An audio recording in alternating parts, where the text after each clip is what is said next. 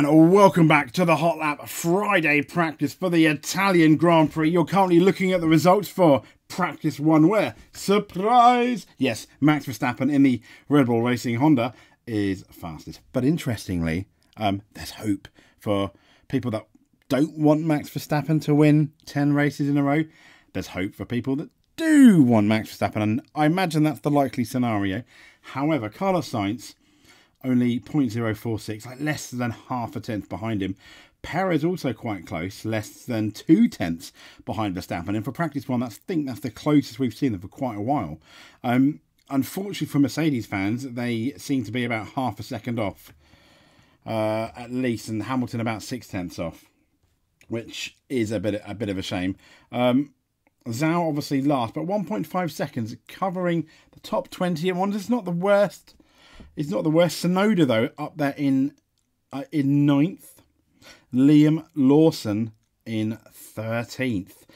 Not bad. Not too bad at all. When we look at, let's look at Tsunoda. Yeah, he's 6 tenths off, but not too bad at all. In his, let's be honest, his first try practice at Monza.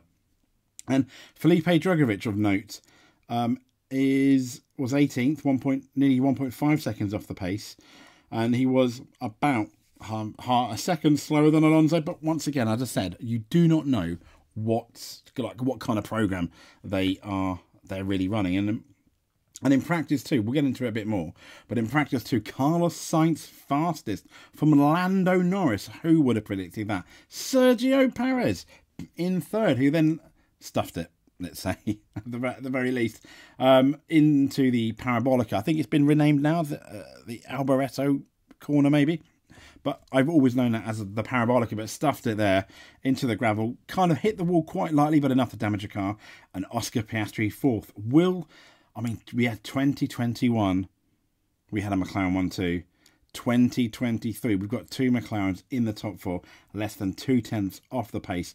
Both of them faster than Max Verstappen, who was just shy of 0.3 off, as you can see there. However, once again, you don't know their programs, but I guess if you're faster than somebody, it's more promising than them being faster than you, if I'm honest. Looking down, Williams, Albon looked really, really fast throughout the FP2, the beginning of the session. 0.6 off. And then Alonso in the Aston Martin, 0.7 off. George Russell 9th. Hamilton really, really slow, I noticed, all the way 1.4 seconds off. We're looking at 0.6 slower than Russell. Now, either he's really, really struggling, or he didn't get a good lap, or he's on some kind of completely different different set of like setups, or they're trying. Look at the report in Formula on the Formula 1 page. Sainz put Ferrari at the top of the timesheets, and also significantly this weekend we've got that alternative tyre allocation that's going to be put in place, where in Q1 it's hards, Q2 it's mediums, and Q3 it is softs. And the report goes on to say that one man who missed out on that crucial FP2 is Lance Stroll. He's only just taken over the cockpit. So he's only had that one practice session because Felipe Drugovich was in FP1. And his car, unfortunately, no fault of his own, came to a halt at the Ascari chicane. And that was a fuel system issue in the opening minutes. So after that red flag, all drivers had posted time on softs. And it was Sainz who held P1 with a 1 minute 21.355, putting him just nothing, 19 thousandths, 1900, just nearly 200ths shy of Norris, so Norris being a tiny bit slower. However it goes, there was some traffic-related drama for Perez's teammate Max Verstappen, who described his middle sector as shocking as he dodged slower-moving cars en route to a time that would leave him just over a quarter of a second down on Sainz's benchmark. And in another entertaining radio exchange, Verstappen asked Red Bull pitwall for a second soft-shod lap to have a proper read, only for his engineer to declare it's not qualifying and insist on no changes to the run plan. Ooh, playing hardball there. And then Piastri made it 2 McLarens in the top 4.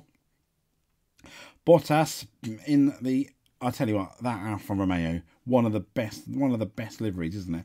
I really want Bottas to do good. He ended up the session in 12th, and the Alpines of Gasly and Ocon sandwich Tsunodas in 13th and 15th. Logan Sargent, unfortunately, couldn't emulate the success of Albon, ending up in 16th. And you have to wonder, in spite of that little spark of hope I'd imagine he had in the Netherlands, Zandvoort, well, Williams going to keep him. But talking about teammates, we've got here on Planet F1, Lewis Hamilton makes a bold claim on Verstappen's teammate standard. Hamilton has delivered a damning assessment of the standard of Max Verstappen's Red Bull F1 teammates, claiming he's never had to face a challenge from within his own team. First of all, I think he may well have a point, apart from Daniel Ricciardo, who I think at the time was pretty much just as good as Max. Now, who knows? But at the time, I think he was at least on par with Max. Now, Verstappen is on course, as we know, to get that third title. The Dutchman can make history at this weekend's Italian Grand Prix, winning 10 races in a row. And Verstappen has won 36 out of the last 57 races, stretching back to the start of his maiden title-winning campaign in 21. A year that, as we know, we had that controversial decider. But moving on, Hamilton's partner drivers of the calibre of two-time world champion Alonso, title winner Rosberg, 2016 champion Rosberg, 2009 champion Jenson Button over the course of his storied career, with the highly rated George Russell and his current teammate, having replaced Valtteri Bottas. And the Mercedes driver believes Verstappen partnered with Daniel Ricciardo, Pierre Gasly, Albon and Perez since joining Red Bull, and he's never faced a similar challenge in identical machinery, claiming the Dutchman's dominance is no more remarkable than that of other drivers in the past. He told Sky F1, "I'm no more impressed than when Michael was leading, when Sebastian was leading, when Kimi was driving, when Fernando was winning. It's just the same. I think he talked about the Red Bull team as a whole is one of the strongest. They're firing on all cylinders right now. The car is incredible. The drivers are doing an amazing job. Very consistent. The pit crew is doing a great job. The mechanics are doing a great job. Strategy, oh look, he's loving Red Bull here. Strategy is doing a great job. On point, and you can't fault them. Absolutely. Red Bull are on fire." And now, in my personal opinion, he said, "All my teammates have been stronger than the teammates Max had: Jenson, Fernando, George, Valtteri and Nico." I think maybe other than Valtteri, I think he's absolutely correct. I've had so many. These guys have all been very, very strong, very consistent, and Max has not raced against anyone like that. I think other than Ricciardo, also correct. Albeit, I think Albon and Gasly have improved a lot. It'll be interesting to see how close they could get to Verstappen now, but I don't think we would ever find out. But yes, I believe that, yes, Hamilton has had a lot. I mean, he's had world champions. He's gone against world champions. He's gone against one of the, for his rookie year where he beat Alonso. Alonso was revered as the best driver, and still to this day, many are saying Alonso is the best driver the most complete driver in Formula One, along obviously with Verstappen and Hamilton being in the mix. Now, throwing shade the other way, Horner has come out and said Wolff has a total lack of understanding if he thinks RB19 favours Verstappen. Now, Red Bull boss Horner reckons Toto Wolff shows a total lack of understanding if he thinks the RB19 is designed to suit Verstappen over Perez. Now, after Verstappen qualified and pole at the Dutch Grand Prix at Zandvoort with a 1.3 second gap, 1.3 seconds, Toto Wolff reckoned the difference was odd and bizarre. And he added that Verstappen destroyed every single teammate and suggested this was down to an ability to create a car around himself that is very tricky to control but fast if you can. Some have taken this to mean Wolff believes Red Bull have actively developed the car throughout 2023 to suit their points leader. Now, speaking on Thursday, ahead of this weekend's Italian Grand Prix at Monza, defending two-time champion Verstappen said comments that the car are tailor-made for him were bull bleep. Bull, let's say. He continued, "I just drive the car. I get to the fastest way possible. I'm not there to tell the guys to give me more front end because that's how I like it. I'll just say, design me the fastest car and I'll drive around that. Every single year it's different. Every car drives a little different." People will say, "What's your driving style?" My driving style is not something particular. I adapt to what I need to make the car go quick. And asked by motorsport.com to explain the difference between two drivers in light of Wolff's comments, Horner said his Mercedes counterpart showed a total lack of understanding. He said, "I completely agree with Max," said Horner. "It shows a total lack of understanding of how a race car and team develop if Toto thinks we're developing around a single driver. You develop a car to be quick as you can. Sometimes quick cars are difficult cars. That's what historically been the case.